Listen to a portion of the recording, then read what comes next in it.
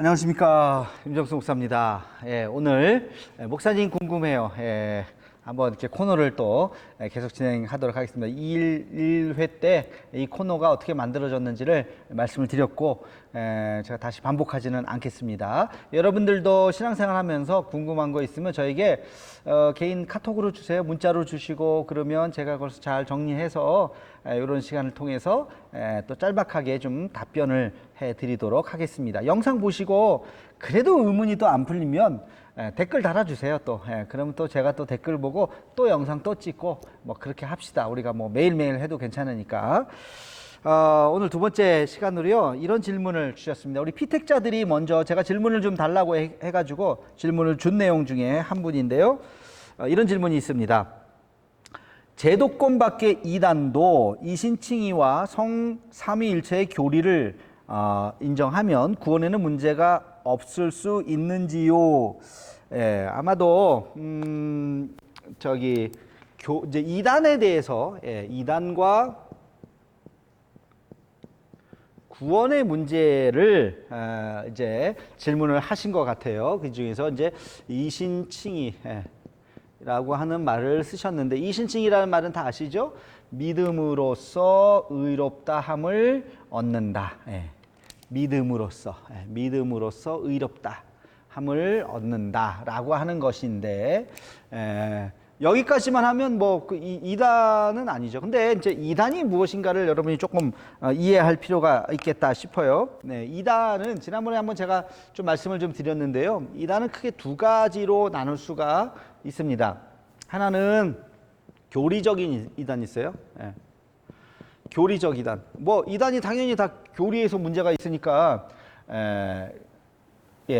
카메라가 흔들렸습니다. 다시 한번. 교리에 문제가 있으니까 당연히 이단이죠. 교리에 문제가 있기 때문에. 그런데 이 교리적인 이단이라고 하는 것은 뭐냐면 크게 신론에서 문제가 있다. 하나님이 여러분이다. 그 다신론이죠. 이거는 뭐 이단이라기보다는 사실은 이신이죠. 이교죠. 이교. 이교는 완전 종교가 다른 거. 힌두교. 이단이라고 하지 않고 완전 이교라, 불교. 이건 이교죠. 이교. 그러니까 완전 다른 종교죠. 신론에서 문제가 있으면 이교가 되는 거예요. 우리가 믿는 신은 뭐예요? 삼위일체 하나님이시죠. 여호와 하나님. 성부, 성자, 성령의 하나님. 이것을 부정하면 이제 이교가 되는 거예요. 그 다음에 뭐가 있냐면 이제 구원론이죠. 구원론. 구원론의 핵심은 뭐예요? 예수님이 우리를 위해서 십자가 달려 돌아가셨다. 우리의 구원자는 유일하신 분은 예수님밖에 없다. 그렇죠? 이것을 부정하거나 여기에 무슨 이상을 덧붙이거나 예수님 말고 또 구원자가 있다고 하거나 예수님은 실패한 분이라고 하거나 예수님은 실제로 십자가에 못 박아 돌아가신 게 아니라고 하거나 뭐 하여튼 이상한 말을 거기다 덧붙이면 이단이에요. 구원론에 대해서 이단인 거고, 그 다음에 이제 기독론이 있어요. 기독론. 초대교회에서 이 기독론에 대해서 굉장히 논쟁이 많았다고 말씀을 좀 드렸는데, 예수님의 신성과 인성을 부인하는, 예수님은 인성이 없다고 얘기하거나 예수님은 신성이 없다고 얘기하거나 뭐 이런 거 있잖아요. 그렇죠? 그렇게 되면 전부 다 이단이에요. 많은 이단들이 다 여기서 걸리는 거예요. 구원론하고 기독론에서 다 걸리는 거예요. 여기서 뭐 예수님에 대해서 온전한 십자가의 사역을 온전하게 하지 못했을 경우에 다 그걸 부정을 하게 되면 다 이단이 되는 거죠. 그 다음에 최근에 이제 오면서 굉장히 이제 이단이 시비가 많이 걸리는 것 중에 하나가 뭐냐면 이게 이제 성령론이에요. 성령론. 그래서 이 성령론의 성령에 대해서 잘못 이야기하면 이제 이단이 되는 거죠. 성령 사역에 대해서. 그래서 이제 굉장히 이단으로 이제 받게도 되고 뭐 그렇습니다. 그래서 이런 부분에 있어서 지금 우리가 전통적으로 정통교회가 이야기하는 그런 교리 바깥에서 이야기를 하게 되면 이단이죠. 여러분들이 아마 이 정도는 분별력이 있을 거라고 생각해요. 그죠? 딱 보면 알잖아요. 아, 예수님 왜 다른 얘기를 하는구나. 성령에 대해서도 너무 지나치게 얘기를 하는구나. 그래서 이 성령론과 구원론이 합쳐져서 방언을 해야 구원받는다. 성령을 너무 강조한 나머지 성령 사역 중에 하나가 방언이 있죠. 예, 저도 방언에 대해서 강조하고 방언이 중요하다고 저도 생각을 합니다. 그러나 이 방언은 성령의 역사 중에 하나인데 이것을 구원론과 같이 연결시켜서 방언을 해야 구원을 받는다 이렇게 되면 그거는 이단성이 있는 거죠. 예, 그건 잘못된 교리죠. 그러니까 이런 식으로 이 성령론에 대해서 구원론에 대해서 다른 것을 막 덧붙이거나 그렇게 되면 이단이 되게 된다. 그런데 이 교리적인 이단이고요. 그런데 또 한 가지 이렇게 이단이 있어요. 이게 뭐냐면 그걸 뭐라고 이제 표현할 수 있냐면 이것을 목회적인 이단이라고 볼 수 있어요. 다른 표현으로 하면 교회론적 이단이죠. 교회론적 목회적 이단이라고 하는 것은 뭐냐면 교회를 운영해 나가는 방식이 굉장히 이단스러운 거예요. 교회를 교리적으로는 별 문제가 없을 수 있는데 교회를 이끌어 나가는 방법이 성경에서 말하지 않는 전혀 엉뚱한 것들을 한다고 하면 그거는 이단이라고 볼 수 있죠. 제가 예를 들어서 우리 교회 등록을 하면 모든 재산을 다 교회에다가 다 헌납해 땅 문서, 집 문서 다 해야 되고 그래야 하나님이 사랑하신다. 그래야 진짜 하늘나라에 여러분의 집 문서가 교회를 갖고 오는 순간 하늘나라의 집을 딱 짓게 된다. 뭐 이런 식으로 얘기를 하게 된다면 그건 이단이죠. 그렇죠? 구원론에 대해서도 걸리는 거. 목회적으로도 그렇게 해서는 안 되는 거죠. 이런 목회적인 이단 또는 교회론적인 이단을 이렇게 말을 하기도 있습니다. 최근에 이런 것들이 사실 있죠. 그리고 이거는 여러분들이 이게 이제 교회론인데요. 교회론. 근데 이런 것들을 구분하기가 쉽진 않아. 아주 여기는 아무 문제 없는데 삼위일체 하나님하고 구원에 대해서도 예수님에 대해서도 성령에 대해서도 그런데 교회를 운영해 나가는 방식이 조금 이상하네. 그러면 이게 뭐냐? 그래서 현대에는 이런 교회론에 관련된 이단성들이 굉장히 많아지기도 합니다. 그런 게 있고요. 그래서 자 그러면 질문은 뭐냐? 제도권 밖에 제도권이라는 표현을 쓰셨어요. 제도권 밖에 있는 이단에도 구원이 있을 수 있느냐? 그러니까 이게 잘못되면 구원은 없죠. 그렇죠? 이게 잘못되면 구원이 없죠. 그러나 이게 잘못됐을 때도 구원이 없는가? 참 그거는 어려운 거예요. 그러니까 하나의 실예로 뭐가 있냐면 이거랑 비슷한 건데 천주교에 구원이 있습니까? 이런 질문 많이들 하죠. 천주교에 구원이 있나요? 대답하기가 쉽지 않습니다.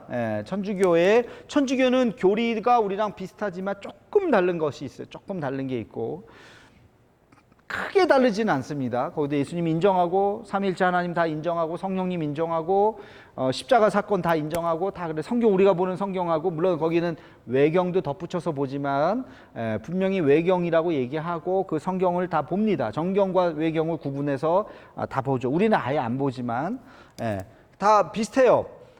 성경관도 그렇고. 그런데 그러면 구원이 있는 거 아니냐? 조금 더 가톨릭을 좀 품으려고 하는 입장에서는 구원에 대해서 인정을 하는 쪽도 있고요.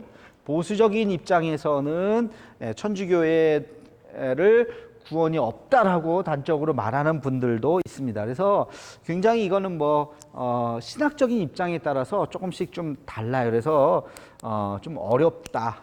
그걸 제가 단정적으로 딱 있다 없다 이렇게 말하기가 참 어렵고 나중에도 한번 그 질문이 되겠지만 뭐 우리 옛날 조상들이 세종대왕이 구원받았습니까? 이순신 장군이 구원받았습니까?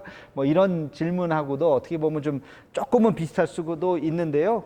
구원이라고 하는 것은 오직 하나님께 있다. 뭐 그런 또 결론을 또 얘기할 수밖에 없습니다. 그래서 요런 이단들 제도권 받기라고 해서 구원이 전혀 없는 거는 아니에요. 실제로 이런 어떤 제도가 싫어서 일부러 제도권 밖으로 나가서 그렇게 신앙생활을 하는 사람들도 있어요. 옛날에는 무교회주의자라고 얘기했어요. 무교회주의자들의 전통이 있고요. 요즘에는 가나안교인이라고 얘기하죠. 교회는 안 나가고 신앙생활은 있고 하나님은 믿고 옛날에 왕년에 다 신앙생활 해봤고 직분까지도 다 받아봤는데 교회는 구제불능이다, 썩었다.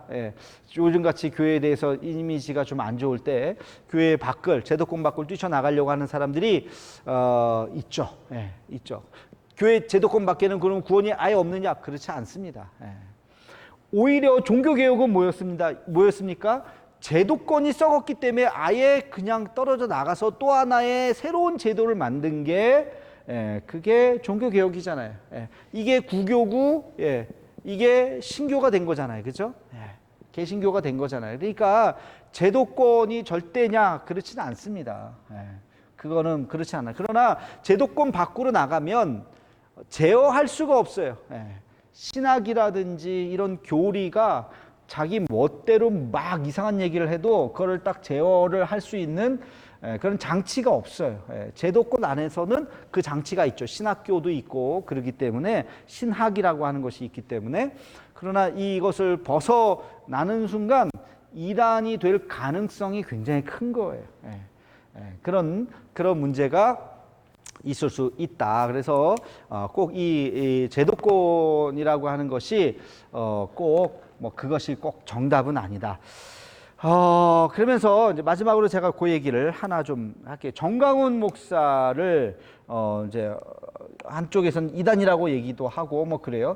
정강훈 목사의 여러 가지 이야기를 보면 신학적으로는, 교리적으로는 이단은 아닌 것 같아요.